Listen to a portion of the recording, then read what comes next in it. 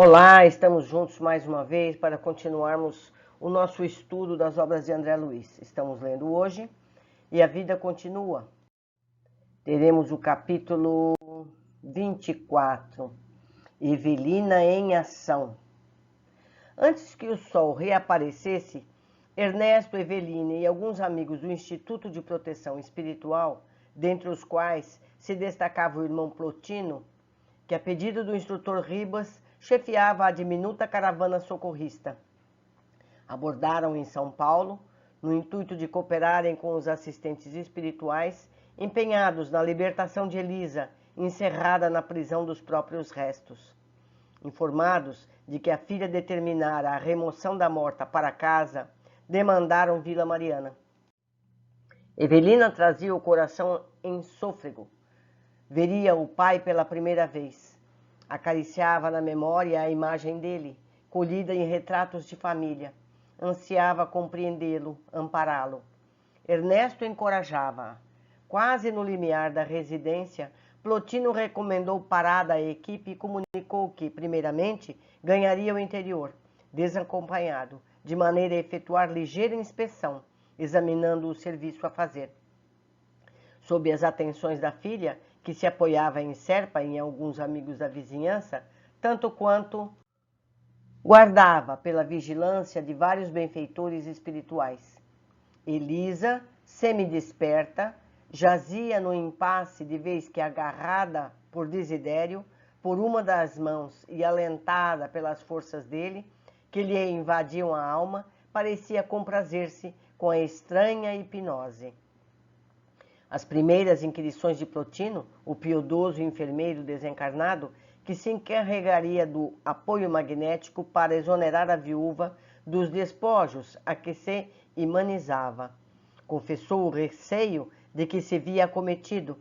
Se constrangesse a senhora Fantini a largar o carro físico inutilizado, não lograria violentar-lhe o pensamento perfeitamente lúcido.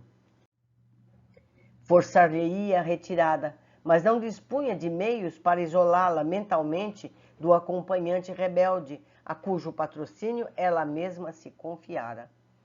Imprescindível a intervenção de alguém com suficiente poder de persuasão para compelir Desidério a mudar de atitude.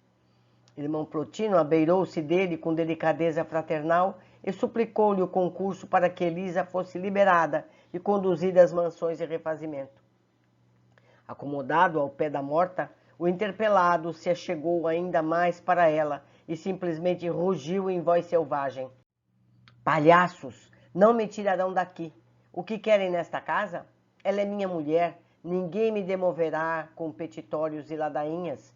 Tenho experiência, conheço os que não se separaram das furnas tenebrosas que recebemos por moradias. Ninguém, mas efetivamente ninguém me arrancará desta sala.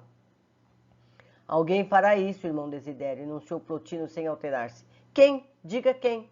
O emissário sorriu paciente e murmurou apenas, Deus.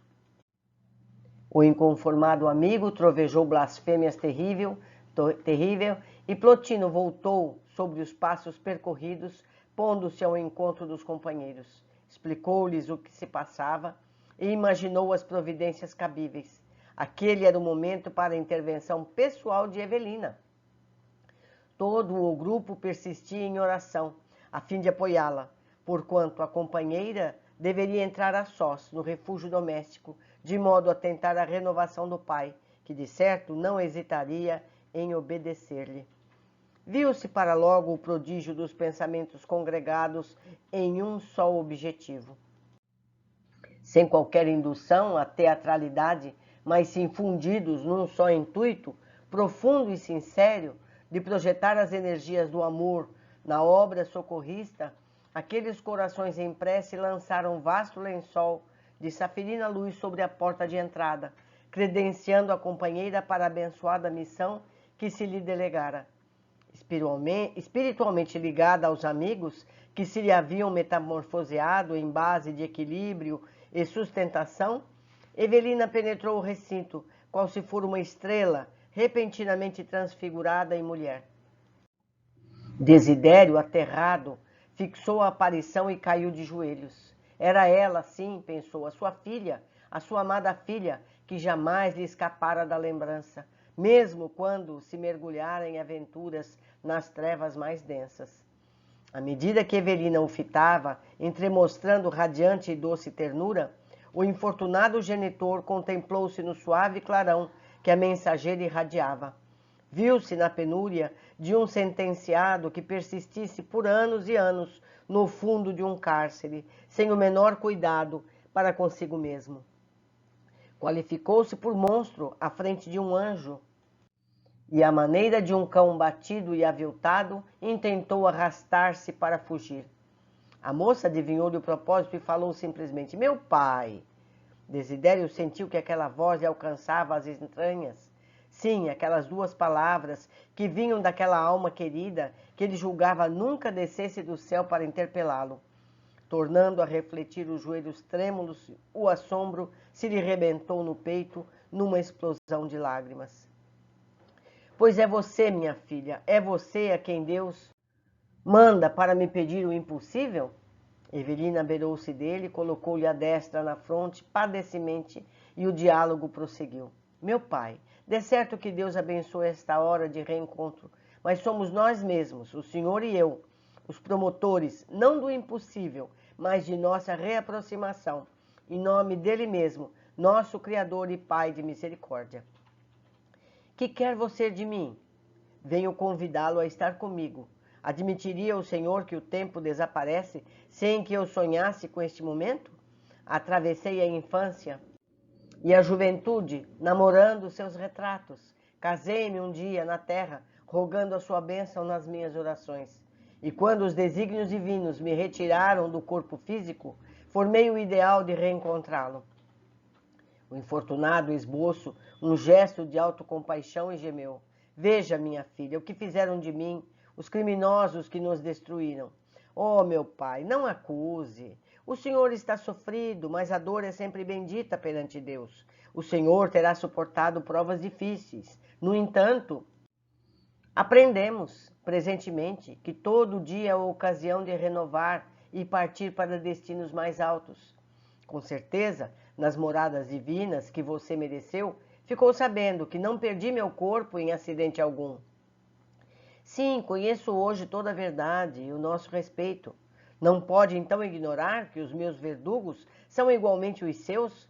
Nós dois fomos esbulhados pelos mesmos bandidos.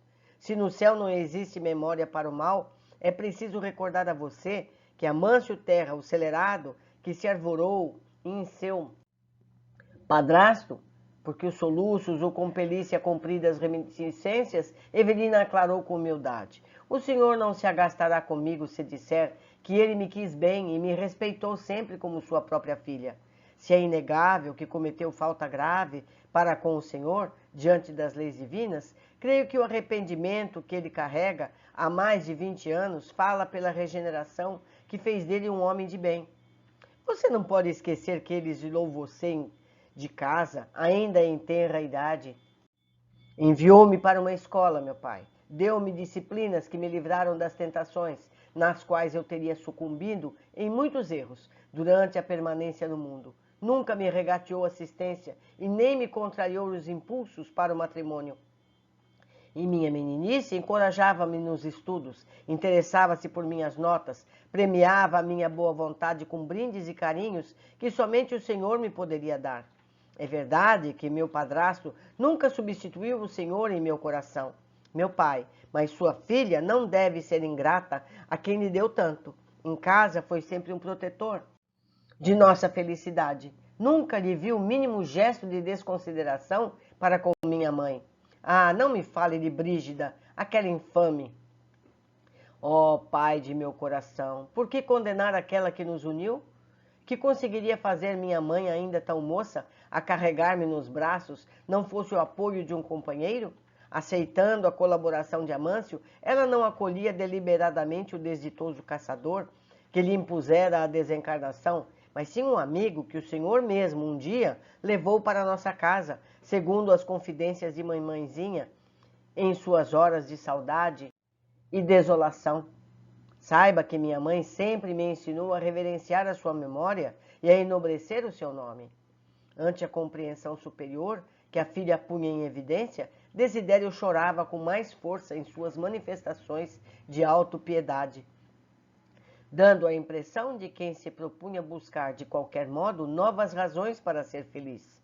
Você talvez não desconheça que me acho aqui ao pé de família de outro inimigo, que não posso exculpar, Ernesto Fantini, o traidor que intentou matar-me, dando ao seu padrasto o figurino pelo qual lhe aniquilou. Essa mulher, cadaverizada, mas viva em minhas mãos, foi a esposa dele, pelo qual, consumido de ciúmes, pretendeu ele assassinar-me, nada fazendo com isso senão aproximar-me dela, já que o comportamento de Brígida me bania do lar. Pense no doloroso destino de seu pai, expulso de minha casa, depois da morte do corpo, à face da influência de um perseguidor. Tive de asilar-me em casa de outro, porque no pensamento da companheira, hoje morta para o mundo, encontrava o meu sustento. Quem penetrará nos desígnios de Deus, meu pai? Não estaremos todos numa rede de testemunhos de amor, em vista de faltas e compromissos nas existências passadas? Peço à providência divina abençoe nossa irmã Elisa e a compense pelo bem que nos tem feito. Quanto a Ernesto Fantini, a quem o senhor se refere, é forçoso lhe diga que ele tem sido para sua filha um devotado amigo na vida espiritual, muito antes de saber-me vinculada ao seu coração.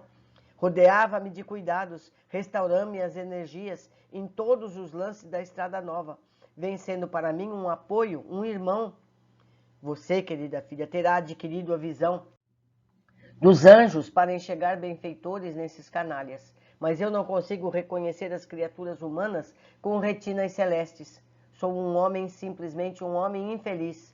Apesar de tudo, não acredito que você possa aguardar a mesma benevolência para com aquele que lhe foi carrasco entre as paredes domésticas. Esse criminoso foragido do cárcere que se apresenta mascarado aqui mesmo, diante de nós, Caio Serpa. Que diz, meu pai? Evelina fez a voz mais compassiva. Caio foi para mim um guia generoso, auxiliando-me a entender a vida com mais segurança. Nos dias da mocidade, propiciou-me sonhos de ventura que me ajudaram a viver. Com ele, imaginei o paraíso na terra, e se na condição de esposo esperou de mim a felicidade que não lhe pude dar, será isso motivo para que venhamos a condená-lo? Indiscutivelmente, assumi compromisso para com Mancini, que de certo resgatará em momento justo. Entretanto, por que desprezar os que se fazem objeto de nosso amor, quando nos certificamos de que não são tão felizes quanto supunhamos? Admite o Senhor que os nossos irmãos delinquentes não são enfermos, carecedores de atenção? Por que não manifestar piedade à frente das vítimas da loucura, qual o fazemos diante dos acidentados nos desastres que lhes furtam a existência? Senão os mutilados de espírito, diferentes dos mutilados do corpo?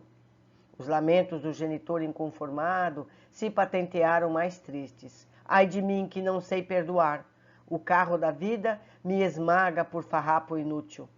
Meu pai, não lhe ocorre que todos somos filhos de Deus, dependentes uns dos outros? Não posso compreender como deve abraçar os que me espancam. Não deseja caminhar adiante, ser livre e feliz? Oh, sim, então ouvi de todo o mal. Nunca refletiu no poder do tempo? O tempo nos auxilia a descobrir a fonte do amor, que nos lava todas as culpas. O tempo, filha, para os espíritos de minha espécie, o relógio é máquina de enlouquecer. Anteontem e hoje padeço por abominar 3 lobos, Amâncio, Ernesto e Serpa. E sofro para defender 3 ovelhas, Elisa, você e Vera, já que arredei Brígida para longe de mim.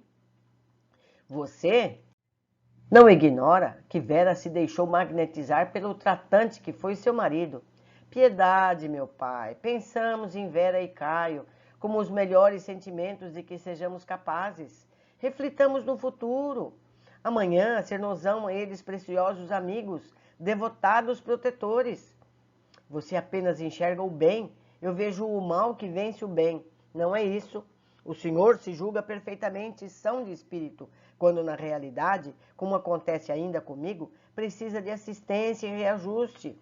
Eu também, meu pai, de princípio, admiti-me espoliada pela vida. Aceitava a mãezinha e meu padrasto em muitas ocasiões por adversários que me haviam desterrado propositadamente de casa para eu não lhes destorvasse a felicidade. Mas na estância de recuperação a que me conduziram por misericórdia de Deus, passei a abraçá-los por nossos reais amigos, de quem recebi todo o amparo que me foi possível assimilar. Até nos dias últimos, quando reencontrei Caio mais fortemente encadeado à Vera Celina, esbati-me de mágoas arrasadoras, interpretando aquele que me foi o esposo terrestre por modelo acabado da ingratidão. Ao mesmo tempo em que censurava Celina por intrusa e ladra do meu tesouro afetivo. Entretanto, o orvalho da bondade infinita de Deus visitou a ressequida plantação de meus sentimentos pobres, através de lições de instrutores abnegados, médicos e enfermeiros da compaixão divina. Reequilibrei-me, concluindo que Caio e Vera são nossos irmãos de alma. Eles são, enquanto que somos como somos, e Deus espera que nos amemos, assim como nos permite ser. Indispensável, meu Pai, entender-nos, ajudar-nos reciprocamente a caminhar adiante, caminhar sempre, resgatando os compromissos de ontem para que o amanhã seja melhor. O todo misericordioso semeou flores e bênçãos em todos os sítios da estrada a perlustrar. Compreender é buscar a frente, auxiliar os outros, será garantir-nos. O amor não falha em Deus, nos criou para o amor sem lindes. Desidério chorava, impossibilitado de emitir qualquer observação. E Evelina, analise com seu próprio raciocínio. Naturalmente que o nosso irmão Ernesto, não obstante os conflitos íntimos que o afastam espiritualmente do lar, consagra a nossa Elisa à afeição do homem de bem, e por isso mesmo, com o discernimento de hoje possui, ter-lhe-á entregue de todo o coração o título de companheiro que tem sido e será para ela perante Deus, porque não devemos, de nosso lado, conferir a Caio o direito de dar-se a Vera, conquistando a felicidade que ele não pude proporcionar, nem mesmo quando me achava no mundo físico? Ah, querida filha, alarmou-se o genitor, semelhante renúncia não significará destruir-nos em suicídio moral? Não, meu pai, o amor verdadeiro eleva-se de nível. Hoje entendo que as afeições transviadas podem ser corrigidas no Santo Instituto da Família, através da reencarnação. Deus nos permite abraçar como filhos aquelas mesmas criaturas que não soubemos amar em outras posições sentimentais. Os nossos pensamentos de ternura, uns para com os outros, um dia serão livres e puros, quais as fontes cristalinas que se irmanam no chão empedrado do planeta, ou como as irradiações dos astros, que se enlaçam sem perder grandeza e originalidades nas imensas vias do céu. Depois de longa pausa, seguida pelo silencioso respeitoso dos amigos desencarnados ali presentes, se nuvens de mágoa se anuviam ainda no coração, lance-as fora, sigamos para a frente, aspirando a paz. Por agora, deixe que nossa Elisa se distancie de quaisquer lembranças desagradáveis. Liberte-a e verá que a mulher escolhida lhe pertencerá com mais força. Ajude-a para a ascensão de novos caminhos e ela voltará a seu encontro. Não enclausure na masmorra de carne putrescível aquela que lhe merece a mais sagrada dedicação. Elisa ser-lhe-á grata e de nossa parte prometemos solenemente ao Senhor, perante infinita misericórdia de Deus, que a reverá em nossa própria moradia, onde se prepararão ambos com o nosso carinho para uma nova existência juntos, novamente juntos e mais felizes. Aceite meus rogos, pai querido. Não, não, trovejou ele em mais violenta crise de desespero. Sou um réprobo, não posso fugir. Viu-se então o ponto mais alto e mais enternecedor do reencontro. De mãos pousadas na cabeça do genitor, Evelina lançou os olhos para o alto e exorou. Ó Deus de bondade, meu pai e eu somos dois remanescentes, ainda unidos na grande família espiritual, presentemente dispersa. Concede todo misericordioso, se é de tua vontade, que perseveremos em sintonia no mesmo anseio de redenção.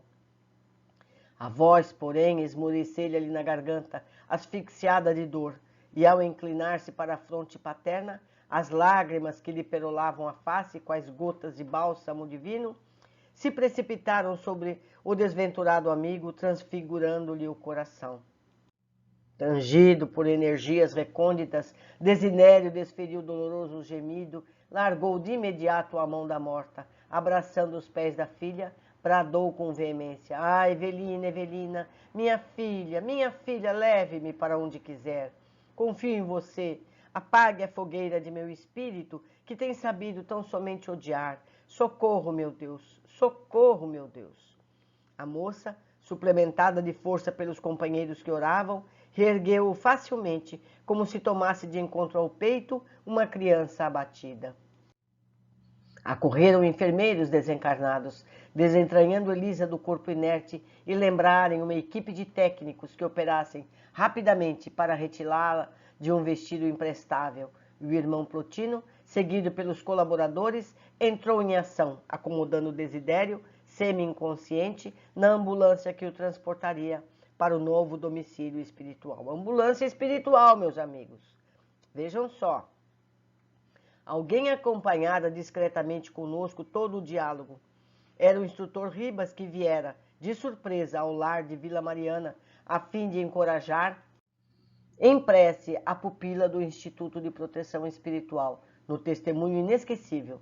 Assim que a viu, ajudando a carregar o genitor em sublimada metamorfose, o venerando orientador, talvez rememorando acontecimentos de sua própria vida, afastou-se em silêncio, com os olhos marejados de pranto, que não chegava a se desprender das pálpebras molhadas. Eu quero fazer um parênteses aqui, porque eu não marquei em amarelo. Vocês observem que ele, de fora, orientava ela ali dentro com o pai. É sempre uma cadeia mediúnica. Então, ela teve essa força, ela teve essa capacidade verbal de convencimento, porque ele estava ao lado, acompanhando toda a conversa e inspirando mediunicamente. Isso aqui não está literal, mas baseado em tudo que nós lemos, em todos os livros, nós chegamos a essa conclusão, não é verdade? Continuando. Quanto a nós, de novo em plena rua, limitamo-nos pessoalmente a contemplar o firmamento, onde a aurora purpúrea, enunciando perpétua renovação, nos sugeria louvar a ilimitada misericórdia de Deus. E oramos sem conseguir articular palavras. Muito interessante, nós aprendemos muito com esses fatos descritos, porque a gente pode transpor esses acontecimentos para vários outros casos, inclusive nossas situações presentes, passadas e futuras. Quando a gente se vira em situações análogas, a gente saberá orar com o foco nessa situação de amparo superior, para que nos inspire para um comportamento adequado para as situações de crise que tivermos, não é? Mas vamos às observações feitas antes. Vemos a obsessão entre entes desencarnados, graças ao pedido mental de Elisa na hora que morreu. Elisa já era há muitos anos obsediada por Desidério. Elisa, semi-desperta, jazia no impasse, de vez que, agarrada por Desidério, por uma das mãos e alentada pelas forças dele, que lhe invadiam a alma, parecia comprazer-se com a estranha hipnose. Lembro mais uma vez que as letras em amarelo são cópias do texto. E concluímos: nós mesmos atraímos essas ligações com os nossos desejos, muitas vezes equivocados. Então, aquilo que a gente pede, achando que é para o nosso bem, muitas vezes é uma algema que nos traz para a infelicidade. Então, é preciso termos sempre a lucidez de que nós não temos o conhecimento de todos os fatos que nos ligam uns aos outros. Não é verdade? Vemos Evelina crescendo espiritualmente e ajudando os demais a se desvencilharem de seus passados difíceis. Entendemos que todos temos nossos amigos espirituais, que um dia estiveram conosco em situações também difíceis. Ajudando-nos mutuamente, crescemos mais rapidamente. Meus amigos, aprender, entender as situações de uma forma mais madura é importantíssimo. Deixo aqui os meus contatos para que vocês possam também me ajudar nesse entendimento, nos conteúdos que eu não percebi. Por isso chamamos de estudo em grupo, dependemos uns dos outros. Um grande abraço e até o próximo capítulo.